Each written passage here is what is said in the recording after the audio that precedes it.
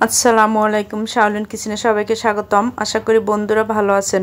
আজকে আমি আপনাদের সাথে শেয়ার করব একটা নতুন রেসিপি। আজকে আমি কাতলা মাছ, আলু এবং পাঁচফোড়ন দিয়ে রান্না করব। কিছু কাতলা মাছ আমি বড় সাইজেরটা ধুয়ে নিয়েছি। এখন মাছগুলোকে একটু ছোট ছোট করে কেটে নেব।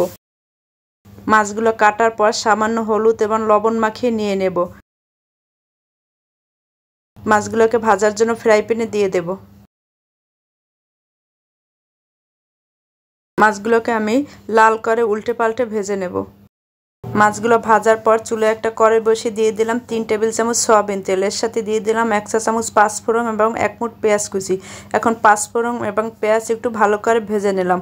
এর সাথে দিয়ে দিলাম 1 টেবিল চামচ পেঁয়াজ পেস্ট, 1 টেবিল চামচ আদা পেস্ট, হাফ টেবিল চামচ রসুন পেস্ট। এখন তেল মশলা একটু ভালোভাবে নেড়েচেড়ে কষিয়ে নিয়ে এর সাথে দিয়ে দেবো 1 চামচ হলুদ গুঁড়া, 1 চামচ মরিচ গুঁড়া, 1 চামচ ধনিয়া গুঁড়া, 1 চামচ জিরা গুঁড়া। সামান্য পানি দিয়ে এখন তেল মশলা একটু নেড়েচেড়ে কষিয়ে নেব। তেল মশলা কষানোর পর এর সাথে দিয়ে দেবো স্বাদ মতো লবণ।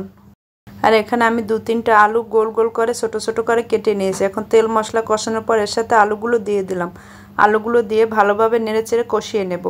ঢাকনা দিয়ে ঢেকে কিছু সময় এভাবে কষিয়ে নিলাম। মাঝখানে ঢাকনা খুলে আমি একবার নেড়ে নিয়েছি। এখন এর সাথে দিয়ে দিলাম 1.5 কাপ পরিমাণ পানি দিয়ে এখন আবার ঢাকনা দিয়ে ঢেকে দেব। যখন পানিগুলো ফুটে উঠবে এর সাথে এখন ভেজে রাখা মাছগুলো আমি দিয়ে দিলাম।